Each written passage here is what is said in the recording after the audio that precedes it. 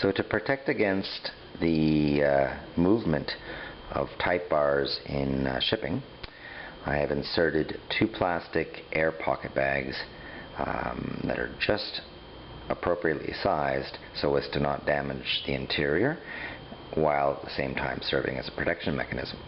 In order to safely remove this packing material, there's two ways you can do it. I'm going to focus on the standard approach. With the Smith Premier, the Platen is removable. I'm going to attempt to do this while holding the camera in a steady manner. These little tabs lift up on both sides.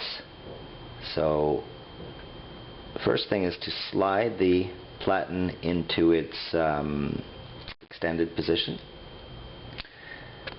and at this point release the tab, slide forward. Same thing on this side, release the tab, slide forward, and you'll hear a little release of the clip. Roll it back,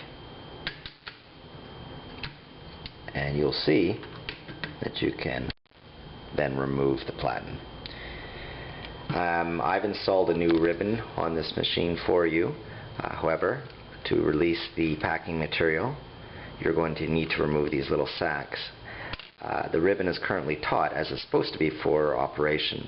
So what I'm going to do is I'm going to manually release some excess ribbon. Don't worry, we'll be able to put it back afterwards. Gently nudge that excess up. Now this metal piece here is designed to flip back. So I'm going to have to do this one-handed while holding the camera. You can obviously do it with two hands. Remove one air sac. And there are two. Remove the other. Gently. Do not haul on it because you don't want this plastic to grab onto any of the type slugs.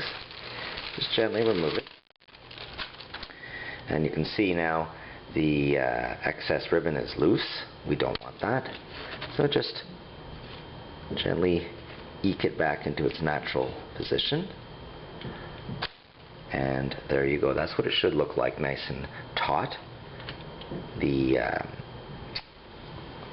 ribbon spool winding mechanism here, which normally functions in an automated fashion when you are using the typewriter, can be extracted, rotated rather, to take up the slack. Okay, and then the last step is to replace the Platen back in just by reversing the procedure that we did before. So you can see here on the end where the spool shaft, the Platen shaft inserts. So I'm going to make like repeatedly doing that over and over so that you can capture that. So it drops in there. I've done the same thing over here. Now we want those little levers, little catches rather. There are terms for this, proper terminology. If you're a hardcore collector, you know what they are. But I'm using general everyday terminology in the event that you're not. We're not here to be right. We're here to be successful. Right, as in with terminology, I mean.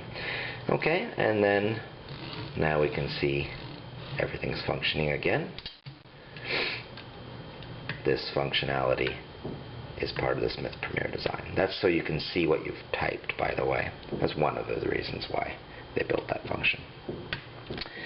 There you go. And this is your carriage release mechanism, a manual carriage release mechanism, by the way. And now I can slide back and forth. There's your bell.